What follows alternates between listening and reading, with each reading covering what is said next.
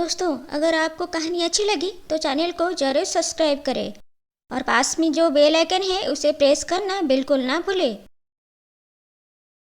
सुन रहे हो? ये टीवी बहुत पुराना हो गया है। एक बड़ा स्मार्ट टीवी ला दीजिए। सबके घरों में बड़ा बड़ा टीवी है। हमारा पुराना वही ब्लैक एंड व्हाइट टीवी। तुम्हें एक स्मार्टफोन यूज कैसे करते हैं सिखा सिखा के तुम नहीं सीख पाए। तुम्हें स्मार्ट टीवी चाहिए। कोई नया टीवी नहीं आने वाला है। Old is always gold. वही पुराना टीवी देखो। पापा, ओल्ड इज ऑलवेज गोल्ड का मतलब क्या है? मतलब पुराना जमाने का चीज हमेशा अच्छा क्वालिटी का होता है, ज्यादा दिन चलता है। अच्छा, अब समझ आया। अगले दिन, पापा मुझे कुछ पैसों की ज़रूरत है। एक जीके बुक खरीदना है। तू जाके राजू की दुकान से बुक ले आना, मैं उसे पैसा दे दूंगा। चीकू राजू की दुकान जाके उसे जीके बुक मांगा। राजू भैया, एक अच्छा जीके बुक दीजिए। ये ले, ये सबसे अच्छा है। नया एडिशन का बुक है। सारे नए नए अपडेट इसके अंदर तुझे मिल जाएगा। नया बुक? नहीं नहीं, मुझे सबसे पुराना एडिशन वाला बुक चाहिए। पापा बोले थे पुराना चीज़ अच्छा क्वालिटी का होता है। अरे, पुराना एडिशन वाला बुक में नया अपडेट नहीं मिलेगा। पुराना बुक आजकल कोई नहीं खरीदता। नहीं, आपको पता नहीं है। Old is always gold. क्या? अच्छा ठीक है, ये ले पुराना बुक। दिखा, कौन सा जीके बुक लिया है तू? अरे ये तो बहुत पुराना एडिशन का बुक है। यहाँ तुझे नया चीज नहीं मिलेगा। तुझे नया एडिशन का बुक लेना चाहिए था। कल तो आप माँ को बोल रहे थे ओल्ड इज ऑलवेज गोल्ड। आज मुझे बोल रहे हैं कि पुराना चीज अच्छा नहीं है। आप एकदम बेवकूफ हो पापा। चिको, आके खा ले, फिर बैठ के पढ़ाई करना। हाँ, आ रहा हूँ। ये बुक कब खत्म होगा? बैठ के पेज को इधर उधर कर रहा हूँ। तू सुबह से बैठ के वही बुक पढ़ रहा है। 10 पेज का बुक है, कब और खत्म करेगा? मुझे लग रहा है जिसने वो बुक लिखा है ठीक से नहीं लिखा है। मतलब? मैं चैप्टर 2 में आके अटक गया हूँ। आगे नहीं जा पा रहा हूँ। और भी 3 चैप्टर से ख़त्म करने के लिए। चैप्टर 2 में ये लिखा हुआ है, ये चीज़ को जानने के लिए चैप्टर 1 में जाके डिटेल में पढ़ो। इसलिए मैं चैप्टर 2 से फिर चैप्टर 1 आके पढ़ रहा हूँ। चैप्टर 1 से चैप्टर 2, फिर चैप्टर 2 से चैप्टर 1, ऐसे ही घूम रहा हूँ। कैसे ख़त्म करूँ बुक को?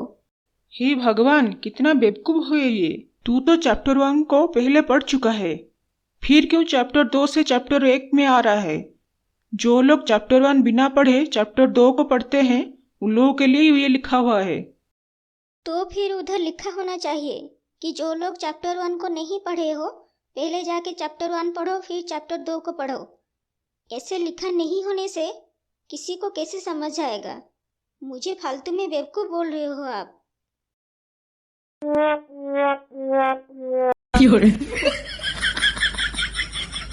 सुबह की 6 बज रहा था। सावित्री नीचे बैठ के सब्जी काट रही थी। सिर्फ आलू और प्याज काट के रखी थी। सावित्री, सावित्री, आलू फ्राई हुआ है कि नहीं? याद करके प्याज भी काट के रखना। हाँ हाँ, आप नहा के आओ, सब रेडी हो जाएगा। कुछ देर के बाद हरी रसोई में आया। सावित्री को खाना परोसने के लिए बोला। सावित्री हरी के लिए खाना लगा के उसके पास बैठ गई। कितना दिन और ऐसे आलू की सब्जी खाते रहेंगे और अपने ही खेत में नौकर जैसे काम करेंगे। और क्या कर सकते हैं सावित्री, यहाँ सबके हालत समान है। कोई अपना मुंह नहीं खोलेगा तो भला किससे होगा? हरी खाना खा के काम करने के लिए निकल गया। अरे राजू, जल्दी आओ, सूरज के निकलने से पहले जल्दी निकल जाएंगे और खेत में जल्दी पहुंच जाएंगे। हाँ चलो चलो, मैं आ रहा हूँ। आज फिर से अपना ही खेती में नौकर जैसा काम करना पड़ेगा। इसे बोल के हरी और राजू खेत के लिए निकल गए। खेत में पहुंच के देखे कि जमींदार जल्दी आ गया है। जमींदार के लोग सुबह खेत में जल्दी आ जाते हैं और सब्जी लेके मार्केट में बेचने जाते हैं। जमींदार के पास बहुत सारा जमीन था। वहाँ पे वो सालों भर सब्जियाँ लगाता था और उसे बेच के बहुत सारा पैसा कमाता था। राइस, वेजिटेबल सब कुछ का खेती वो करता था। खेत को देख के लग रहा है इस साल भी बहुत सारा पैसा आएगा। बस लक्ष्मी माँ की कृपा ऐसे ही बना रहे। जमींदार का स्वभाव बिल्कुल भी अच्छा नहीं था। वो सिर्फ पैसा के लिए ही पागल था। लोगों के साथ वो अच्छा बर्ताव नहीं करता था।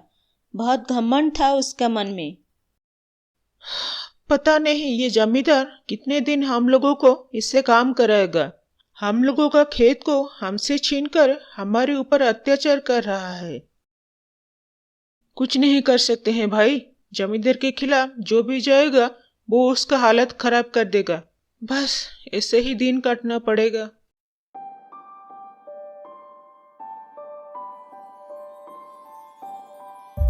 शाम हुआ।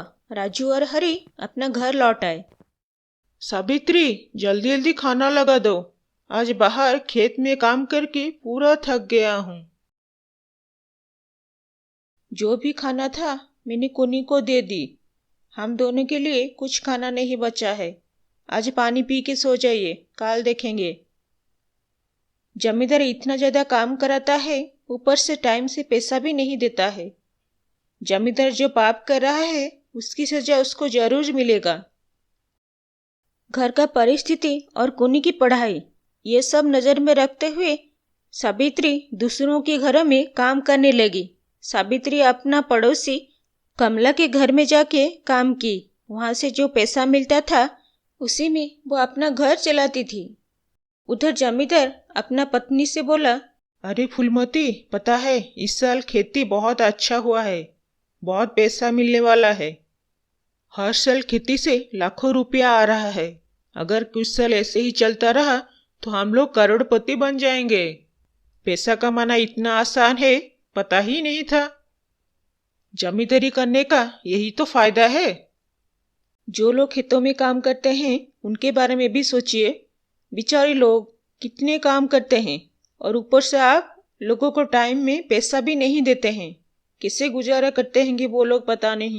कहीं कितने सालों से जमींदारी ऐसे ही चलता आ रहा है। किसी का कुछ बुरा नहीं हुआ। हमारा कोई कुछ नहीं कर पाएगा। किसानों को उनके खेत वापस दे दूंगा तो वो लोग मेरे सर पे नचने लग जाएंगे। जो जैसे चल रहा है अच्छा चल रहा है। जमींदार के पास बहुत पैसा हो गया था।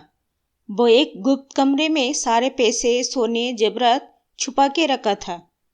बेचारे किसानों का गला घोटकर वो पैसा का पहाड़ बना लिया था। अगर कभी किसी ने उसके गुप्त धन के बारे में जान लेंगे यही सोचकर परेशान था। घर में इतना पैसा रखना ठीक नहीं होगा सोचा। अगले दिन जमींदार, फूलमती, मैं सोच रहा हूँ सारे पैसा जेबर लेके घर से दूर एक सुरक्षित जगह पे रख लूंगा। घर में इतना पैसा है, अगर किसी को पता चल गया तो बहुत गड़बड़ हो जाएगा। मुझे कुछ मत बोलिए। आपको जो अच्छा लग रहा है करिए। मैं आपके पाप कर्म में भागीदारी नहीं बनना चाहती हूँ। अगले दिन सुबह जमींदार अपना गोडाउन गया और एक ट्रक ड्राइवर के साथ बात किया। सुन कालिया, कल सुबह होने से पहले ट्रक लेके मेरे घर के सामने आ जाना। कुछ जरूरी सामान लेके शहर जाना है। सुबह होने से पहले कालिया ट्रक लेके आ गया था। जमींदार ट्रक में सारे पैसे लोड कर दिया और खुद वो ट्रक में बैठ के कालिया के साथ शहर के लिए निकल गया। सावित्री और उसके आस पड़ोस के लोग सुबह गांव के पास वाला नदी में जाते हैं। वहाँ कोई नहाता है तो कोई कपड़ा साफ करता है। उस दिन नदी के किनारे 4-5 लोग थे। कोई नहा रहा था तो कोई कपड़ा साफ कर रहा था। सब लोग नदी के किनारे मजा ले रहे थे। थोड़ी देर में पता नहीं कहाँ से इतने सारे पैसे नदी के पानी में बहते हुए आ रहा था। गांव के लोग ये सब देख के सरप्राइज हो गए। अरे देखो सब लोग, किसी नदी के पानी में पैसा बह रहा है। इतना पैसा कहाँ से है पता नहीं। गांव लोग मिलके नदी में बहने वाले पैसे को इकट्ठा किए। बहुत पैसा इकट्ठा कर लिए थे। नदी में इतना मछली नहीं होंगे जितने पैसे थे। गांव के लोग अपने सामने कभी इतने सारा पैसा नहीं देखे थे। इतना पैसा कहाँ से आया, ये सब बारे में जानना जरूरी है।